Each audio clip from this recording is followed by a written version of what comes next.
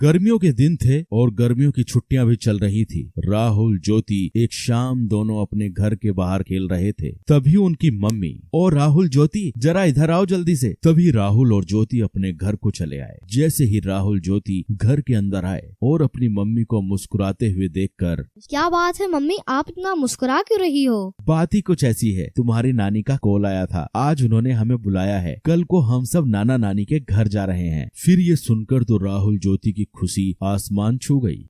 चलो पैकिंग शुरू कर देते हैं, नाना नानी के गांव चलते हैं और एंजॉय करते हैं। फिर क्या, दूसरे दिन सुबह सब लोग जल्दी नाना नानी के गांव के लिए निकल पड़े। राहुल ज्योति का नानी का घर काफी खूबसूरत और छोटा सा गांव था, जहां सब खेती बाड़ी करते थे और प्यार से रहते थे। राहुल ज्योति जैसे ही नाना नानी के घर पहुंचे तो उनके स्वागत के लिए नाना नानी तैयार खड़े थे। राहुल ज्योति को नाना नानी बोले, राहुल ज्योति आ जाओ, हमारे पास को आ जाओ। फिर राहुल और ज्योति नाना नानी के पास जाकर उनसे लिपट गए। फिर खास नाना नानी की बनाई हुई स्वादिष्ट खाना खाकर राहुल ज्योति ने थोड़ी देर आराम किया और फिर दोनों अपने नाना नानी हाल का मजा लूटने के लिए तैयार हो गए। ये लो, तुम दोनों के लिए मैंने खास इमली का रस बनाया है, इसे जल्दी से पी लो, इसे गर्मी में पिया जाता है। नानी की बनाई हुई इमली का रस पीकर तो राहुल ज्योति एकदम तरोताजा हो गए। फिर नानी जी ने आम के पेड़ पर एक बड़ा सा झूला टांगा। राहुल ज्योति झूले पर बैठ गए और झूला झूलते झूलते हवा में बातें करने लग गए और फिर नाना जी के साथ घूमने चले गए। और फिर रात हो गई। फिर राहुल ज्योति नानी जी के साथ रात के खाने के लिए फिर घूमकर घर लौट आए।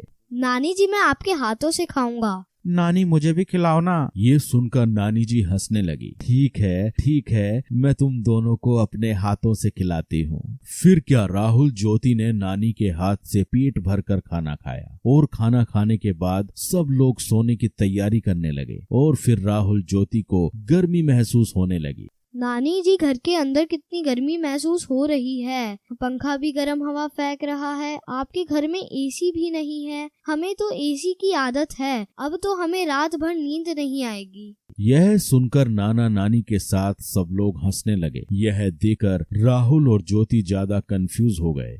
आप सब हंस क्यों रहे हो? हमने कुछ गलत कह दिया क्या? ना बेटा ना, तुमने कुछ गलत नहीं कहा। छोटा सा तो हमारा गांव है, हमारे पास एसी कैसे होगा बेटा, लेकिन हमारे पास एक ऐसा एसी जरूर है जो तुम्हारे शहर में नहीं होगा। नानी जी ने फिर जाकर छत पर गद्दे बिछाए और सोने लगे। नानी, हम भी आपके पास सोएंगे। हाँ, तुम दोनों मेरे पास सो जाओ, आओ सो जाओ। फिर क्या, खुले आसमान के नीचे थोड़ी हवा में राहुल और ज्योति आराम से नानी के पास सो गए और नानी से कहानियां सुनते सुनते दोनों को प्यारी नींद आ गई। तो बच्चों, आपने इस वीडियो में देखा राहुल ज्योति का नानी का